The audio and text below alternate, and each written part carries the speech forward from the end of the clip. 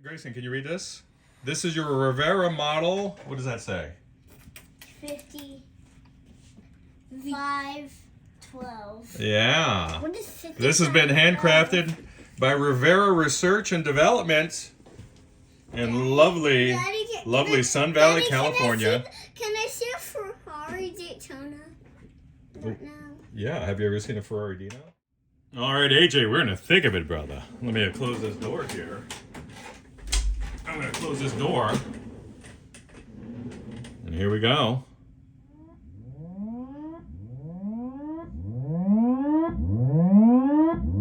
Let's get the master all the way up.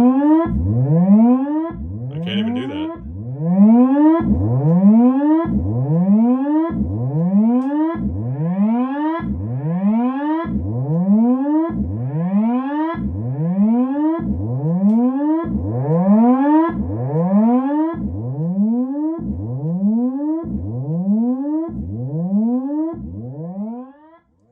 Now what am I doing? I'm sweeping through your volume and tone controls for your clean channel, which on this one is channel 2. Now, I am sweeping from, let's see, I'm going from basically, maybe like 10 hertz all the way through 600 hertz. So well below what your speaker can reproduce, and the amp, by the way. And up to a fat mid-range so we can sample the tone controls, and we want to make sure there's no noise present. So let's get back up here. Put your master on 10. I cannot turn your volume past 2. Here comes the bass. Good Lord. Gotta turn your master down. Middle. It's literally knocking things off my wall. Treble. Nice. Presence. Nice.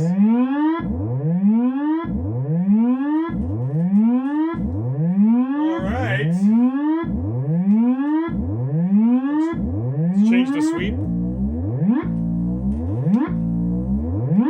All right, now we're going logarithmic on the sweep here. I want to spend a little more time on the sub. She's holding together. So let's good Lord, let's see what happens. Let's get this volume down. Let's get the ninja boost going. Wow, square wave. Let me move up the frequency.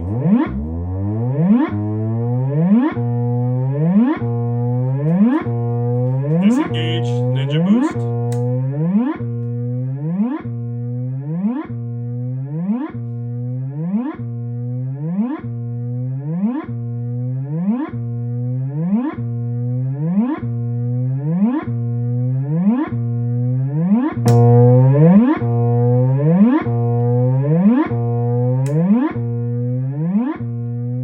It's like there's a cap draining. The volume slowly goes down. Pretty interesting. I'm gonna dig into that actually. Let's pull up the schematic in a few minutes. Let's see if we can switch channels. Let's get this guy out of the equation. All these guys. And reverb. There's zero hum in the reverb circuit here. Now granted, it's not connected, but on 10 I would expect this to have quite a bit of hum. So good job, Paul, Senior. All right, let's select channel 1, which is the British side of the house. Let's get the master up. Wow, this is total square wave already. Treble. Oh, she's a gainy beast. Middle. Mid-range here, check it.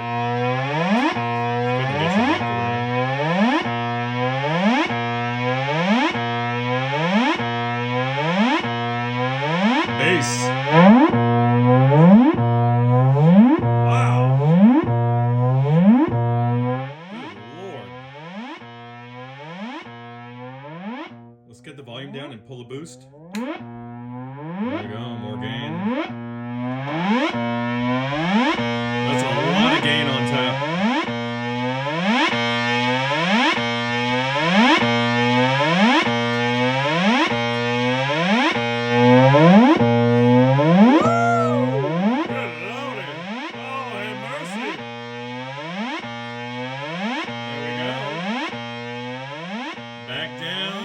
Sound. Good Lord, man. Daddy, why is it so loud?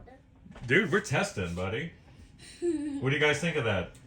It's so loud. Dad, could you show me the picture of the Ferrari Daytona? Of course I can. Why would I not do that? Because I never saw it. Okay. In my life. All right, guys. The Ferrari Daytona's a real Ferrari.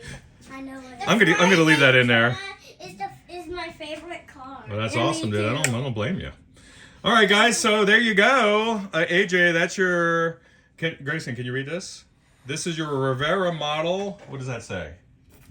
5512. Yeah. What is 55? This has been handcrafted by Rivera Research and Development in lovely Sun Valley, California.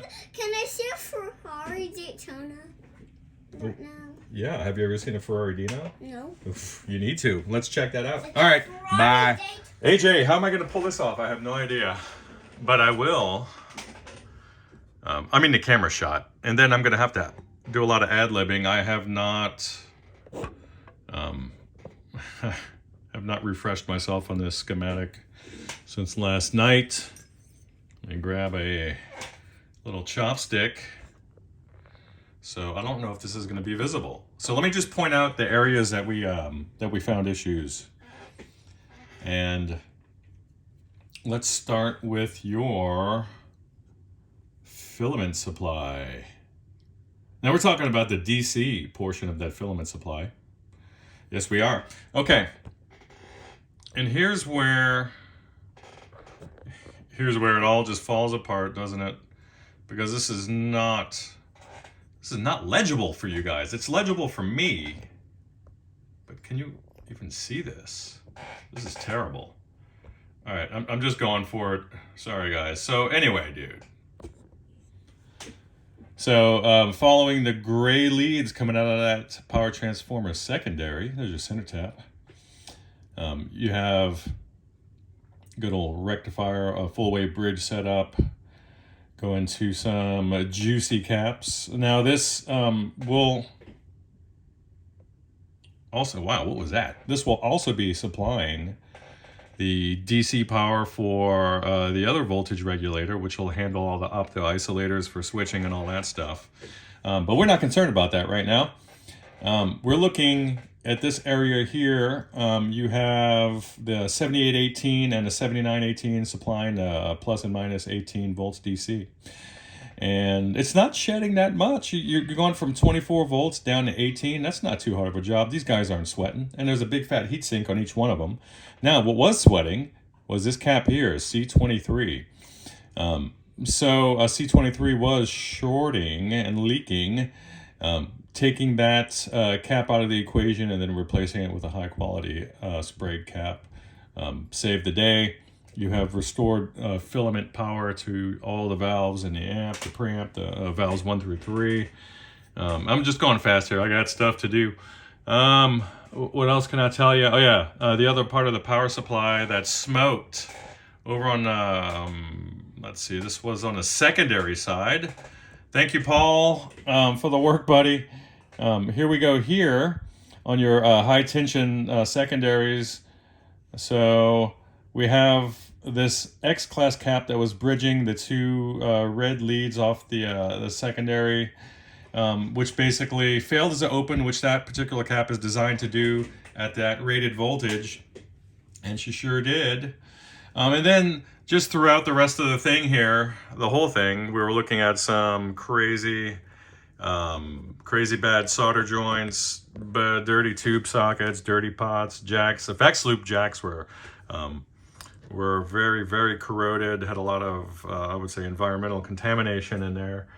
But she's totally straight, and I'll just glue this little clip together with the final one so you can have a peek and listen at some of the chaos this amp is able to recreate. So hope you dig it. Hope you guys are well. Bye.